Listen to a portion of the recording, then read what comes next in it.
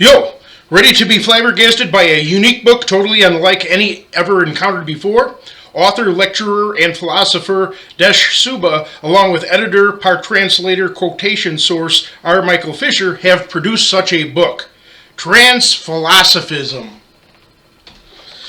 First, this book has nothing whatsoever to do with transgender people or so-called sex changes, as many might suppose, considering how the word trans is now commonly used. Instead, Mr. Subba uses trans to denote his desire to transfer what he sees as impractical philosophy to practical application, and to transcend just one or two philosophies or philosophical branches, while seemingly attempting to embrace the entire smorgasbord of the philosophical spectrum as an all-you-can-eat buffet. Here, philosophism is defined as affectation of philosophical knowledge and the enjoyment of applying it. This includes Desh's extravagant implication that his Spherism philosophy tops all previous philosophies in some regards, which he attempts to interweave into other philosophies. So, to better understand his current book, being familiar with his previously authored philosophy of Spherism is prerequisite. Moreover, Desh opines that to best learn philosophy, we should start with its genesis at around 600 years before Christ, which began with the Greek philosophers. In fact, the word philosophy comes from the Greek word philosophia, meaning love of wisdom. Another consideration to keep in mind is that Mr. Subba originates from Nepal, and his thoughts, note-taking, and rough drafts rest wholly on the Nepali language, despite his apparent attempt to appeal to Western and English-speaking readers. A cursory reading of Desh's book may give the impression of a chaotic gallimaufry of miscellanea. However, deeper examination should make the subtle systemization of his agglomeration materialize. A prime example is his simultaneous explanation and critique of Marxism, which permeates throughout. Consider that Nepalese capitalism was hopelessly infested with neoliberalism, leading to monopolistic and unfettered conditions which shrewd and manipulative citizens used to crush honest and less sophisticated ones. In desperation to escape this so-called disastrous capitalism, citizens welcomed Marxist ideology and its inevitable lead to communism. Consider that Nepal's caste system, a society divided into classes, with the lowest class, Dalits, or so-called untouchables. This group was and is forced into the filthiest, most dangerous jobs with minimal pay. When communism then arrived, communists originally gave this Dalit community far more respect and opportunities, some even taking the revolutionary step of shedding their upper class and upper caste identities. However, the communist steady increase in power coincided with a steady whittling away of these gains until benefits of this noble aspect have often vanished completely. So, considering Marxism theoretical claims and temporary successes and alleviations of degradation, destitution, and distress, along with Nepalese capitalism's vampiric nature, Mr. Subba naturally wants to avoid making Marxist ideology and communism vanish without thought or consideration as capitalists would. Also consider that capitalism is not a new innovation. Rather, it evolved from the preceding feudal age. As Desh points out, the bourgeoisie shattered that feudal system, rebuilding into a capitalist society. However, when the Dr. Jekyll bourgeoisie came to power, their character turned into Mr. Hyde. Therefore, Desh sees socialism as a major function of hope. I do too. Not so-called red Marxist socialism, but a goldenrod nationalistic socialism of third-position politics like Volkism.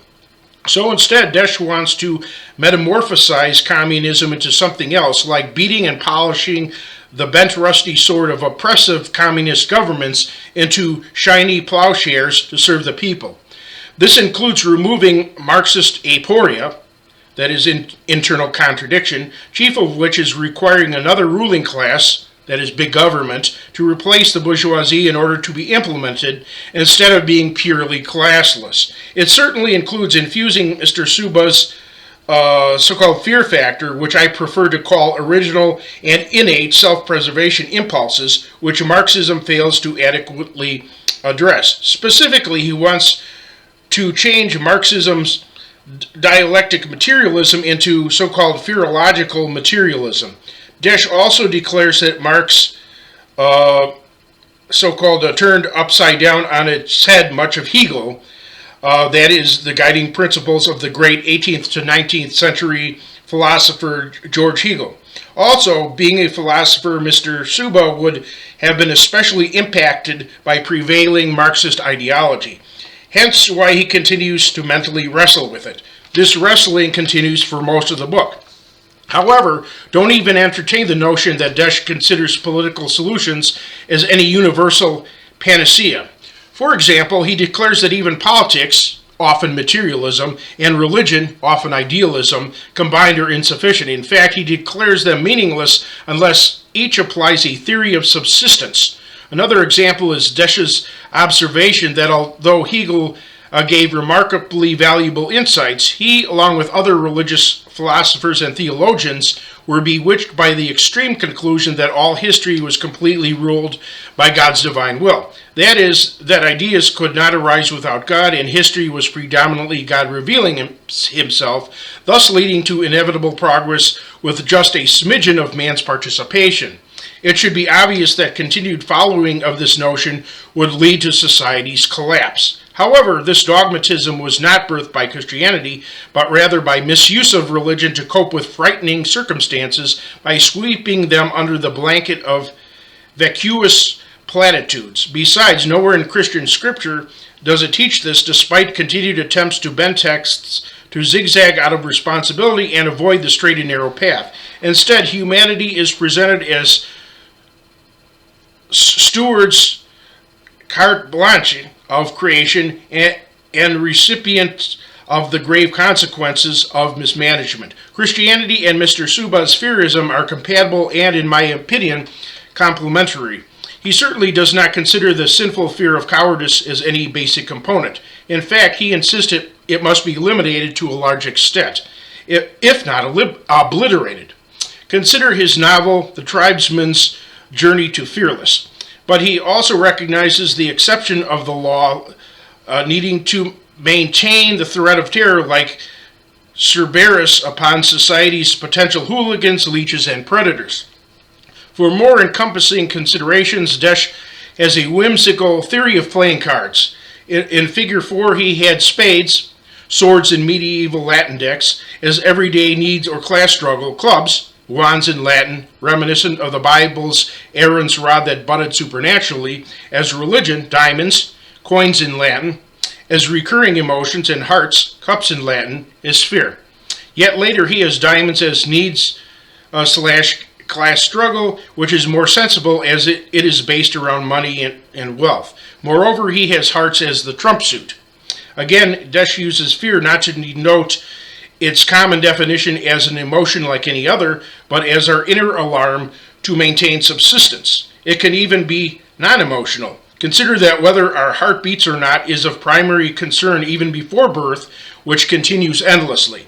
The other factors not of perpetual pressing concern come later.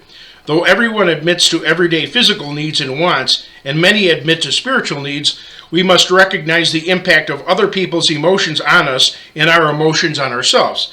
Earthlings are far more emotional and less logical than they will admit, with emotion-driven actions impaling others like swords. We can even be a victim of our overwhelming emotions, which become a spade digging us into an inescapable pit. Desh cleverly refers to people as fierce sapiens, yet I would remove sapience, Latin for knowledge or wisdom, and perhaps designate humankind Homo timoribus, Latin for fierce. Having a so-called inflated brain does not indicate what that brain might be inflated with. Humans continuing to wield bombs instead of bananas would be de-evolution or dysgenics, if not extinction. Perhaps some are Homo fetua, yet others Homo podex. The random deck shuffling and subsequent hands dealt represents the actions of others, our environment, and our biological limits. Determinism that we cannot control. The playability of the cards represents our free will. As far as individual cards, Desh leaves that to our imagination, except to suggest that kings represent chosen rulers. Interestingly, Desh applies Newton's 3 universal laws of motion to societal motion. First law, a society continues in its state of rest or uniform motion unless compelled by a fear force to change its state. Second law, rate of change of societal momentum is directly proportional to the applied fear and takes in the direction of force. Third law, to every action of fear there is an equal and opposite relativity, reaction in development. Also interesting is his personification of various hazards and threatening concerns into characters such as Dracula, Godzilla, and Thanatos, Greek mythology's embodiment of death. Mr. Subba uses unusual abbreviations that readers may not understand, so I define them as B3 equals 3 basic needs: food, shelter, and clothing. D3 equals oppression tactics of degrade, disrupt, deny. N6 equals nature's 6 common destructive forces that our ancient ancestors had to contend with. That is hot weather, cold weather, wind, thunderstorms, hail, and earthquakes. P3 equals public-private partnership. S4 equals 4 types of states known in history: slave, feudal, capitalist, socialist.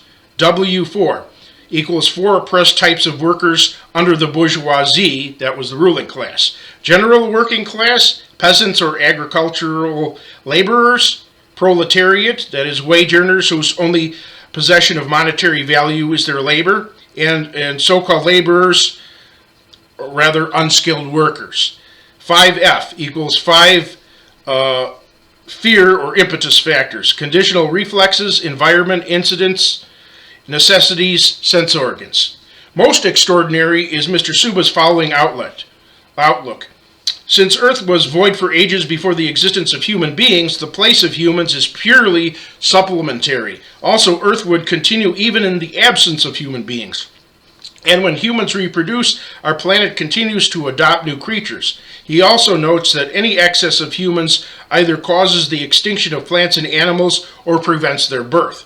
This refreshing departure from anthropocentrism seems the result of Desh's being impacted with Eastern religious thought such as Buddhism, Hinduism, and Jainism, which theoretically reverence all of life, whether or not practitioners are loyal to such core principles. Though American Christians often have substandard regards here, I see this as the result of Christianity, a religion with Eastern roots, becoming westernized and republicanized. In fact, even panpsychism, universal consciousness, is indicated in Christian scripture. Mark 4:39 and 41. And he, Jesus, arose and rebuked the wind and said unto the sea, Peace, be still. And the wind ceased, and there was a great calm. And they, his disciples, feared exceedingly and said one to another, What manner of man is this, that even the wind and sea obey him? Creation is actually designed so it is impossible for humans to exist without other life forms. Thus, we are not to dominate, but are born as complementary. Desh applies Spherism philosophy to aid Mother Earth, Father Ether, and our feathered, furry, and leafy comrades in his section Sober Fear in the Sky. Therein he expounds on the specific problems of global warming, ozone loss, new health crises caused by stress and adaptive viruses, micromonsters, human overpopulation, pollution, potential threat of asteroid impact, oxygen depletion, and the aforementioned impact on other life forms. This subject is covered in considerably more detail in the book Ecofearism, which Desh co-authored. He also has some thoughts on social consciousness, the science and technology revolutions, the meaning and impact of language, including dialectics, and the significance of art, music, race, and culture. He also has a section, Challenging Questions to Postmodernism. To roughly define postmodernism, we can say that this mode of thinking and discourse rests on hostility toward what it considers the monolithic narratives of so-called modernism, rather the 17th to 18th century Enlightenment.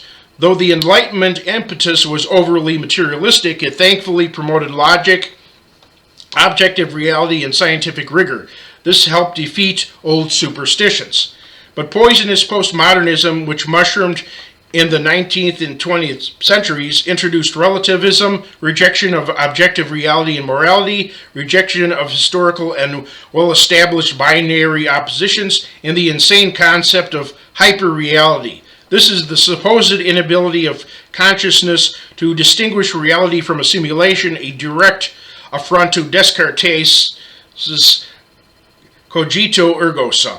So, in subtle fashion, Mr. Subba derides Derrida, Foucault, and other infamous postmodernists with his Fury queries. Also, Trans Philosophism contains 474 source references, an index, and a short glossary. Finally, you need not agree with everything Desh postulates, such as feminism and other liberal ideas I find anathema. As stated before, there is a cafeteria of ideas to choose from and explore, some of which seem experimental, unlike his firmly established Furyism. So, if you are a perspicacious intellectual who is interested in philosophy, I recommend this book. May Mr. Subba's journey continue along with his readers. Casey Sunbeam, author, WordPress, and video maker. Take care.